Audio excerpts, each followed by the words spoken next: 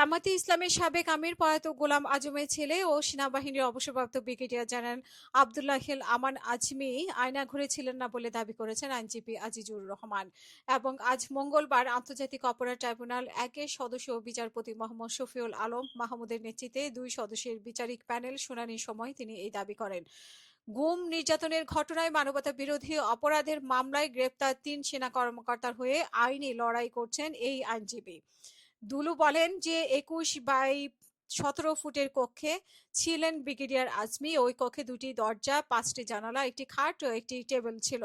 জানলাগুলো বন্ধ থাকতো, তবে একটি এসি ছিল। এছাড়া ওয়ারড্রব এবং আলমারিও ছিল।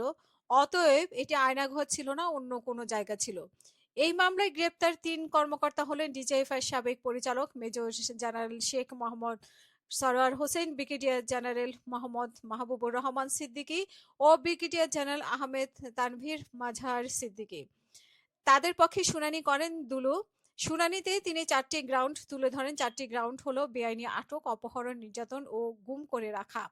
এসব বিবেচনা নেওয়ায় প্রার্থনা করেন এই আইনজীবী। একই সঙ্গে ৩ আসামির বিরুদ্ধে আনা অভিযোগগুলোর ক্ষেত্রে অব্যাহতি আবেদন করেন। পরে পলাতক ৫ আসামির পক্ষে শুনানি করে স্টেট ডিফেন্স আইনজীবী হাসান ইমাম। আর শেখ হাসিনার হয়ে শুনানি করেন আমির হোসেন। এই বিষয়ে প্রেস ব্রিফিংয়ে আজিজুর রহমান দুলু বলেন, আমরা ডিসচার্জ নিয়ে শুনানি করেছি। আমরা ৪টি গ্রাউন্ড তুলে ধরেছি। এর মধ্যে প্রসিকিউশনের উপাদান অনুযায়ী ৩টি অনুপস্থিত। তা হলো ব্রিগেডিয়ার জেনারেল তানভীর ও মাহবুবুর রহমান ডিজিএফআই এর পরিচালক পদে যোগদানের আগেই এসব সংঘটিত হয়েছে, অর্থাৎ তাদের জন্মের আগেই সংঘটিত অপরাধের জন্য এই মামলা দায়ী করা হয়েছে।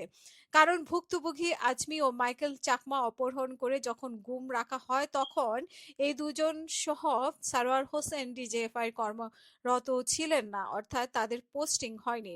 তিনি বলেন, সেনাবাহিনী তদন্তে আদালতের অভিযোগ দিয়েছেন আজমি। তাদের প্রতিবেদন অনুসারে দায়ীদের বিরুদ্ধে ব্যবস্থা নিয়েছে। সেখানেও এই ৩ জনের কোনো দোষ নেই। একই সঙ্গে আজমি যেই ঘরে আটক ছিলেন সেই ঘরের বর্ণনাও ট্রাইব্যুনালে দিয়েছি এবং আমরা সাবমিশনে বলেছি যে আর্মি তদন্ত আদালতের প্রতিবেদন অনুসারে ওটা আয়নাঘর ছিল না, অন্য কোনো জায়গা ছিল, যার কারণে এই ভুক্তভোগীকে আয়নাঘরে আটক রাখার জন্য এই আসামিদের কোনো দায় নেই।